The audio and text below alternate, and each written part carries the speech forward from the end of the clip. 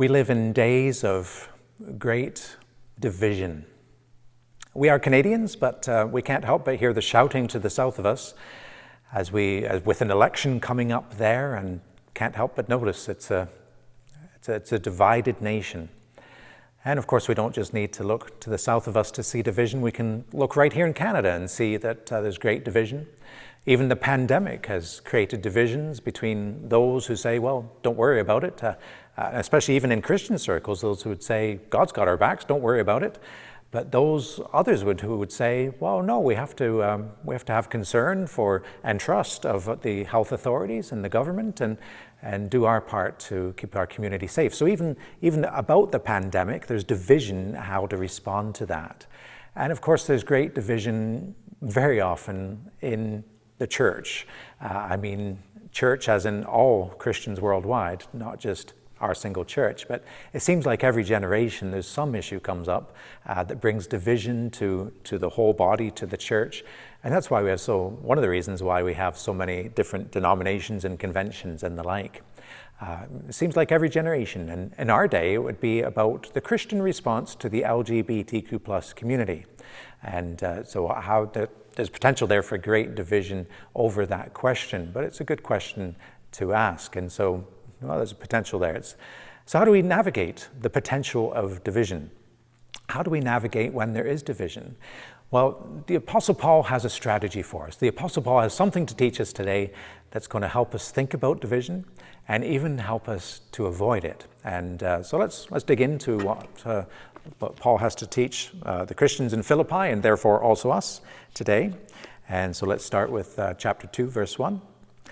If then there is any encouragement in Christ, any consolation from love, any sharing in the Spirit, any compassion and sympathy. Let's just stop there to consider what he's actually saying here. If you have been encouraged in Christ, if you have experienced God's love, basically, if you have a sharing in the Spirit, all these things, and if you have experienced God's love so that now love's pouring out of you, you have compassion and sympathy. Basically what he's saying here is, if you are a Christian, if you are a Christ follower, then make my joy complete by doing this. Be of the same mind, have the same love, be in full accord and of one mind. In other words, if you are a Christ follower, then seek unity. Make my joy complete. Be of the same mind, having the same love, being in full accord and of one mind. If you're a Christ follower, seek unity. Be of one mind. There was great potential for division in the early church communities, including the one here in Philippi. Great potential for division because there'd be so many questions in the air. As people respond to the good news, often from a pagan background, people respond to the good news of Jesus Christ, the kingdom coming, and what God has done for them in Christ. As people respond to that, it'd be like, well, now what? We know we don't need to become Jewish, but also we're not supposed to just live like Romans either, so what are we to do? So there's a lot of questions in the air about what does that look like to be a follower of Christ in Philippi? What does it look like to be a follower of Christ in Corinth? And as the gospel spreads throughout the known world then, what does it look like to be a follower of Jesus? And so there are many questions there. And that's really one of the reasons why we have much of the New Testament, the letters from the New Testament. We might kind of have the sense that God didn't say enough through Jesus, and so he sent us Paul and Peter to fill in the blanks. It didn't really happen like that. It's more that Christian communities were experiencing difficulties. They had questions.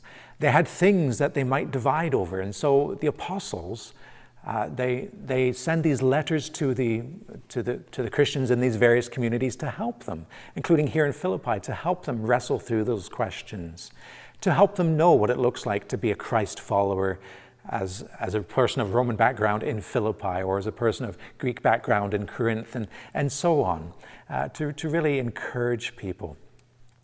And so the letters really are written to really help create that unity, because there's so much potential for division even in the early churches. If you read through the book of 1 Corinthians, you really get a sense of the divisions there can be. So the Apostle Paul writes to the Christians in Philippi saying, don't become divided, but keep it together. Be of one mind. And so we might read that there and we might think to ourselves, okay, that's what we need to do in our day too, and obviously it is. But we might jump on that and say, okay, so therefore what we have to do, how do we be of one mind while we all become the same and think exactly alike? In other words, the path to unity is uniformity. One mind, we all think alike.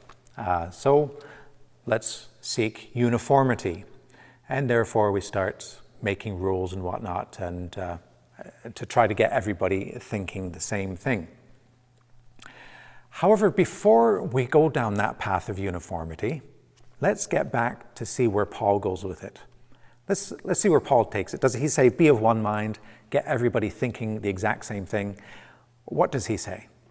He says this, be of one mind, do nothing from selfish ambition or conceit, but in humility regard others as better than yourselves.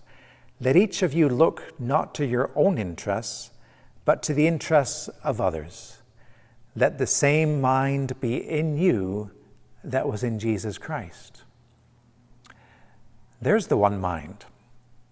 Let the same mind be in you that was in Jesus Christ. And here what Paul is saying is the path to unity is not uniformity. It's not through getting everybody to agree exactly on everything, but rather the path to unity is humility. Do nothing from selfish ambition or conceit, but in humility regard others as better than yourselves. Let each of you look not to your own interests, but to the interests of others. In other words, let other people's voices be heard. Let the same mind be in you that was in Christ Jesus. Be of one mind, and let this be the mind, who, though he was in the form of God, did not regard equality with God as something to be exploited, but emptied himself, taking the form of a slave, being born in human likeness and being found in human form, he humbled himself and became obedient to the point of death, even death on a cross. Humility is the path to unity. And why is humility the path to unity where we might expect uniformity to be the path to unity? Well, if uniformity is the path to unity, well then very often what happens is the uniformity is set by whoever voice is the loudest. Whomever's arm is the strongest, they will be the ones that are listened to.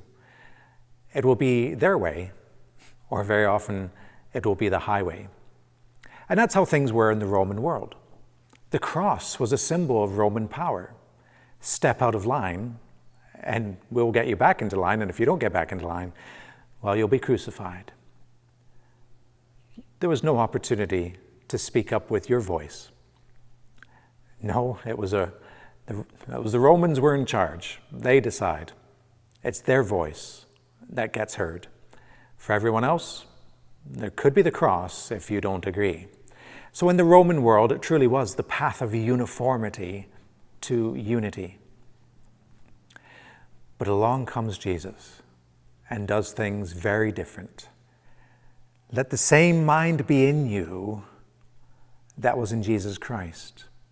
In other words, though you've got a Roman background, don't have the mind of a Roman here. Don't be thinking of the power of the cross and let's speak louder and let's use power to get everybody in line. But let the same mind be in you that was in Jesus Christ, who though he was in the form of God, did not regard equality with God as something to be exploited. And some translations there say something to be grasped at. But the word there really is this idea of exploiting one's position, taking advantage of one's position and one's position of power. And that's what they did in the Roman world. They would exploit their power and lord it over others. And we can think of the teaching of Jesus that this is how things are among you, that people lord it over you. But things aren't to be like that amongst you, my followers. But you must be a servant to others, just as the Son of Man came not to be served, but to serve. And so here's this exploiting of power and position of the Romans, but really in contrast to that is the way of Jesus, the mind of Christ. There's the mind of the Romans, it's about power, but there's the mind of Christ, it's about humility and considering the needs of others. And so he did not regard equality with God as something to be exploited, but emptied himself, taking the form of a slave and being found in human likeness and being found in human form. And it's important that we stop here and consider, we're not thinking of God here sending someone to do the difficult work for him. God in three persons, but one God. So we want to be careful here. We don't have this sense of God needed to get something done, so he sent somebody else to do it. That's not it. God in three persons, one God. It's God himself coming to us in Jesus. So that's brought out really in this passage. Though he's in the form of God, emptied himself, taking the form of slave, and being found in human form, being born in human likeness. That's God himself coming to us. That's God not taking advantage of his position. If he did, if he wants to set the world right, he could simply do it by wiping out humanity. He could simply do it by wiping out everybody and everything and starting over. And when he starts over, don't include human beings, don't include a people created in his image who have free will. Don't do that. He could just wipe everything out. That would be using power to fix things. But that's not how he fixed things. No, he emptied himself. And being found in the form of a slave, being found in our likeness, coming to us himself in Jesus Christ, and became obedient to the point of death, even death on a cross. That is so significant because that was the symbol of Roman power. Here's how we fix things as Romans: through the cross, through killing people. But along comes God and says, here's how I fix things: through humility, through considering what you need, through hearing your voice, and your voice has been saying, forgive me, have mercy on me, I'm a sinner. The Lord hears, and the Lord fixes that problem through humility, through the humble path. And so though there's great division between ourselves and God that's created by sin, he brings great unity, not through the power of wiping out the problem, but through the humility of coming to us and himself taking upon himself the worst hatred that we could ever throw upon God. That he comes to us in human likeness and we put him to death. We used power. The Romans and the Jewish authorities, they used their power to fix what they thought was the problem, this Jesus. But through this Jesus, God was coming to us to fix the true problem that we have, our division from him because of our sin. That's the path to unity. That's the path that God took for us to have unity with him. And so as we consider others, what is our path to unity? Is it trying to get everybody to just listen to our voice and agree with us? Or is it to listen to others? The path of humility is a great path to unity in all of society. It's a great path within nations. As we look to our neighbors to the south there, boy, there's so much talk, isn't there? But how much listening is really going on? Well, we can also apply that right here in Canada and in society and in our communities. How much listening is really going on? How about within our churches? How much listening is really going on? How about in our families? How about at the dinner table? Are we listening? Consider Jesus, who when he went to the cross, hardly spoke up. He was before Pilate, who had the power as a Roman to put him to death. And yet Jesus was quiet. Are we willing to be quiet? There's an expression that has become very important in our day, and you hear it a lot. It's this expression, I see you. According to Paul here, we need to go beyond just being able to say to people, I see you. We also want to be able to say, I hear you. That is the path to unity. That is what it looks like when we do nothing from selfish ambition or conceit, but in humility regard others as better than yourselves. And so therefore we want to hear what they have to say. Let each of you look not to your own interests, but to the interests of others. And so we want to know what their needs are, what their interests are. And let the same mind be in you that was in Christ Jesus, who, though he was in the form of God, did not regard equality with God as something to be exploited, but emptied himself, taking the form of a slave, being born in human likeness, and being found in human form, he humbled himself and became obedient to the point of death, even death on a cross. If God himself should take the path of humility to bring unity, shouldn't we also?